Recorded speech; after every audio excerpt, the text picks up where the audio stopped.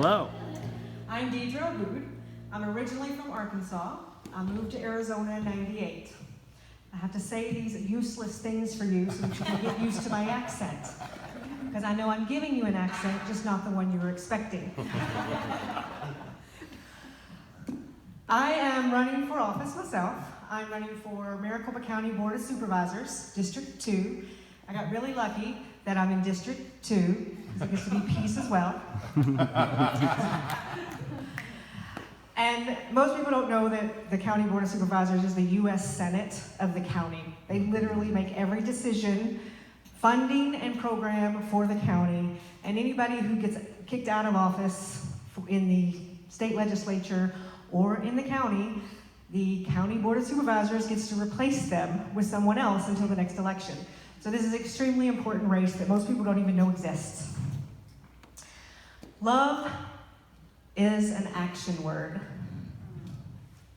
Love is an action word because it requires you to act in loving yourself so that you can have boundaries, so that you can push back, so that you can stand up for yourself, that you can love yourself enough to make the decisions to protect you. And until you love yourself enough to protect you, it's a lot harder to protect somebody else.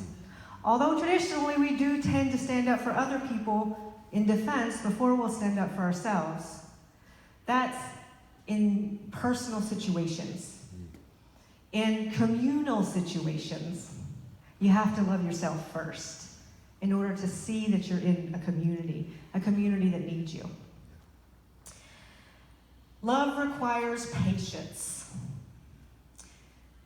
Do you imagine how much patience it takes to deal with neighbors who hate you just for existing? You don't have to do anything, and you can be nice and everything, and yet just because you exist, they hate you. Can you imagine how much patience it took for Martin Luther King, for Rosa Parks, for the women's suffrage movement, for these people to stand up for collective rights, not just their own, for collective rights, while they were being spit on, called all kinds of names, losing family members, especially for the women's suffrage movement, and yet they persevered, and they had to have patience because they didn't have the right to fight back. Literally didn't have the right to stand up for themselves against the laws that were unjust. They had to have patience. I think we miss it, how much patience Jesus had to have. Because he was the original story that we all grew up with, even if you weren't Christian, which I was. But even if you weren't Christian, you grew up hearing in society about how much Jesus had to endure as he fought injustice and corruption and the money lenders and everybody else that was in power, the powerful. How much he suffered. It takes a lot of patience. Love is kind. Kind should not be confused with nice. Jeffrey Dahmer was nice. You can ask anybody. Everybody who knew him said he was nice. Even his victims would tell you that he was nice if he hadn't killed them and eaten them. Being nice is how he got them. Being nice is how we take advantage of at work. Being nice is rolling over and not wanting to make waves.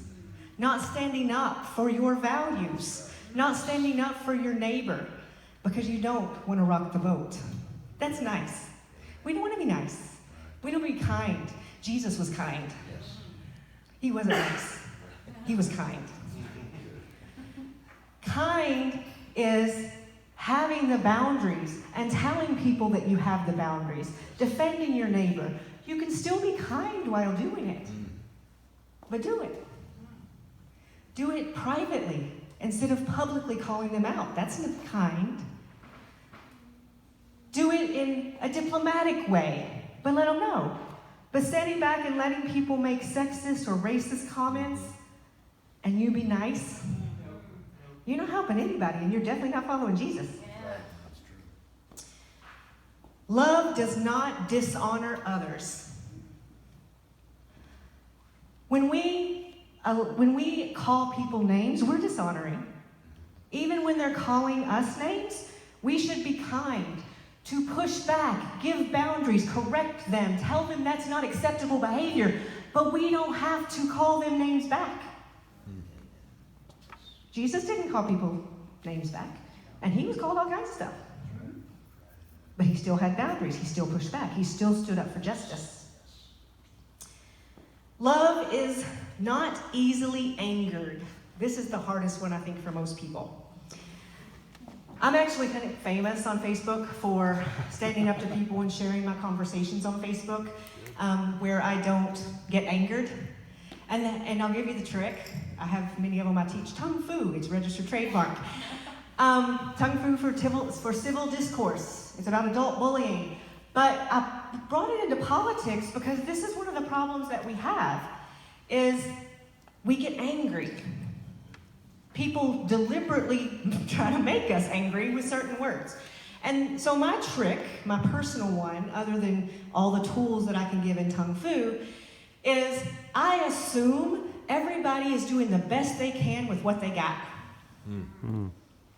What they got might not be much. But I really believe they're doing their best. So I can't take it personal. Because they don't, even if they tell me it's personal, it's actually not about me. Mm-hmm. It's about them.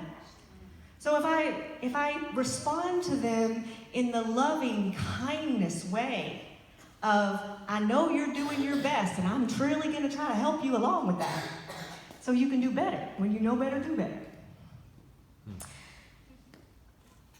A couple of the conversations I'll share with you that I think are particularly applicable. One is a man said to me, some women lie about getting raped. And I responded, some men admit to being rapists. And he said, what does that have to do with anything? I said, nothing. I thought we were playing the exception to the rule game. I didn't take it personal. But I pointed out the absurdity of what he was saying. I made him think. That's my job, make him think. That's it. I can't make him think. I can give the opportunity. Another one is, do you believe blank is a sin? Fill in the blank with whatever sin people like to talk about.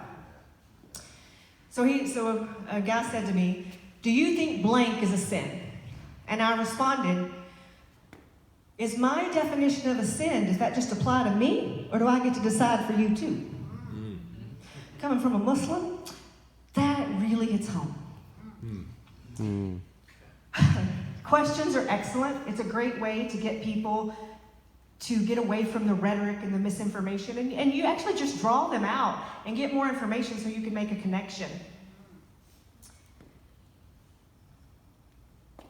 Be curious.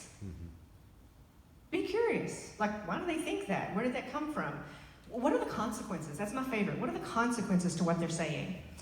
Talk about local stuff. Local politics. People don't have as much knowledge or opinions about local politics, so it's so much easier to make a connection on local stuff.